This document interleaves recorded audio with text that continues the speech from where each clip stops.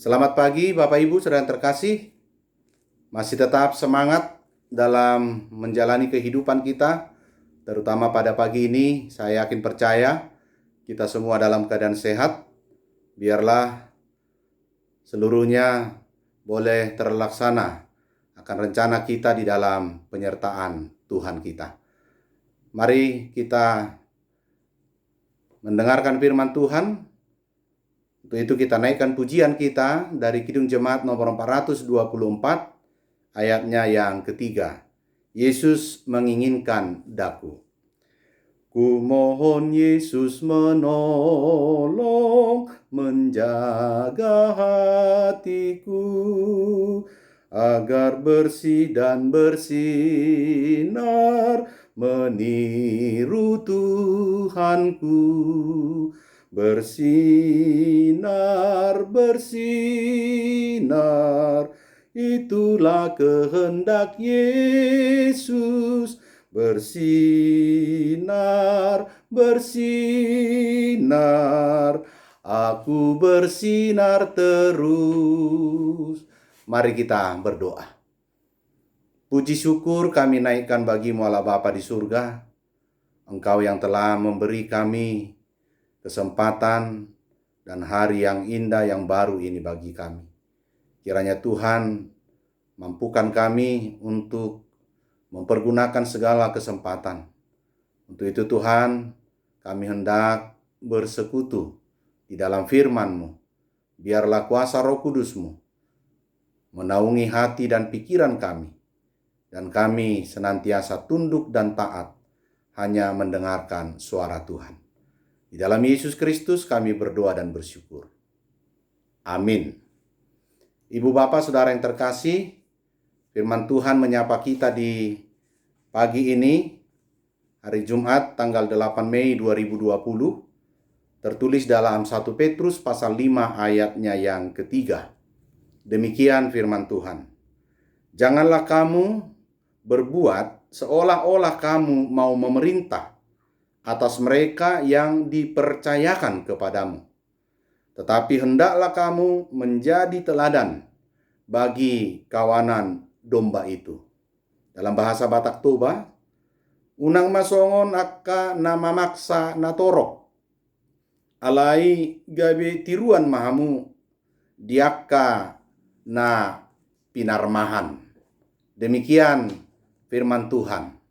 Ibu bapak saudara yang terkasih, nas ini mau mengajak kita untuk bersama-sama belajar bagaimana menjadi seorang yang diteladani atau menjadi teladan. Tentunya kita berpikir orang-orang yang diberi kesempatan memimpin, merekalah yang harus menunjukkan keteladanan. Benar, tapi saat ini sebenarnya kita semua adalah pemimpin dalam lingkup kita masing-masing.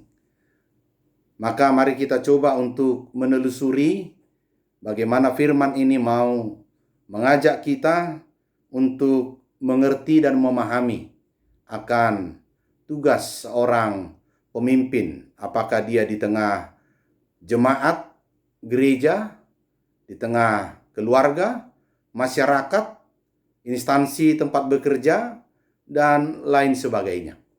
Ibu bapak saudara yang terkasih, kita percaya Tuhan telah menganugerahkan yang disebut hikmat surgawi. Kita semua telah menerima itu. Hanya menjadi persoalan sekarang, apakah itu senantiasa kita terapkan di dalam kehidupan kita sehari-hari. Hikmat surgawi yang berdasarkan kebenaran dan hidup di dalam Kristus. Karena di dalam dialah kita akan menemukan, memperoleh hikmat yang sesungguhnya. Maka kita diajak sungguh-sungguh untuk belajar, untuk senantiasa setia mengikuti dia, menelusuri jalan yang dia tempuh, sehingga kita menjadi orang-orang yang meniru Kristus, atau dengan bahasa lain, imitatio Christi. Apa artinya? Kita adalah tiruan, imitasi Kristus. Maka itu harus kita nyatakan di dalam kehidupan kita. Ibu bapak saudara yang terkasih, tentu dalam menyikapi akan kehidupan kita saat ini, tentu kita harus memiliki kepribadian yang dipenuhi hikmat dari Tuhan. Kita masih mengingat atau senantiasa menjadikan keteladanan kepemimpinan yang berhikmat itu, yaitu satu tokoh dalam Perjanjian Lama, Raja Salomo.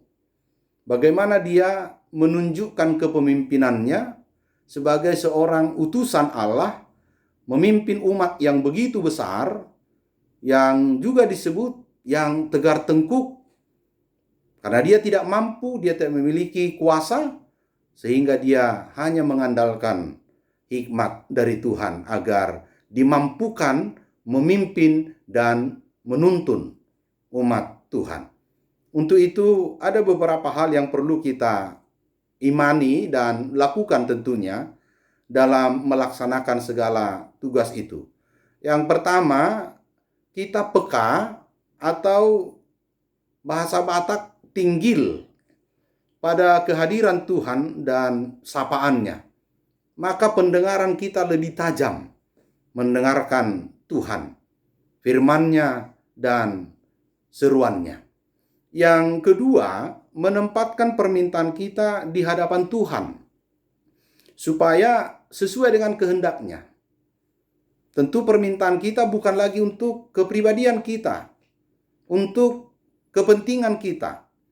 Itulah yang dimiliki Raja Salomo.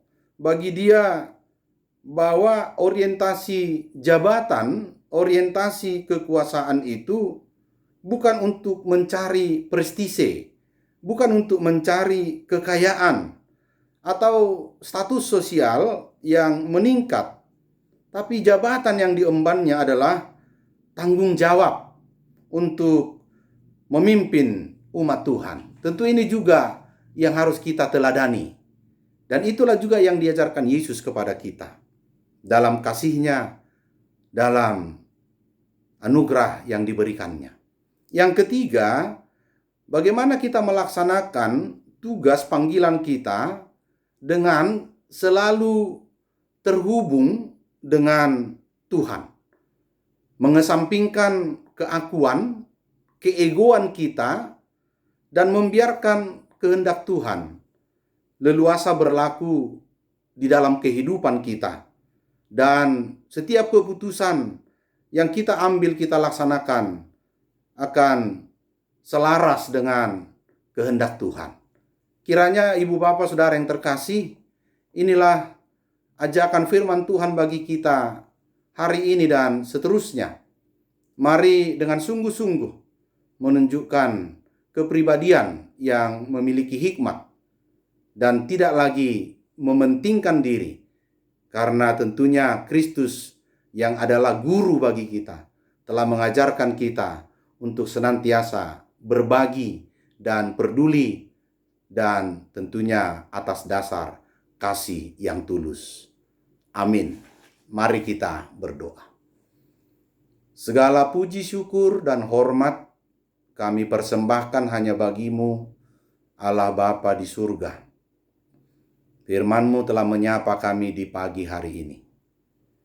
Biarlah kebenaran firman itu kami wujud nyatakan lewat perkataan, lewat tindakan, lewat keputusan yang kami perbuat, dan senantiasa sesuai dengan yang Tuhan kehendaki.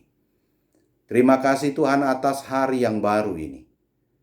Izinkan kami, perkenankan kami untuk melakukan segala pekerjaan kami di dalam kuat kuasa-Mu.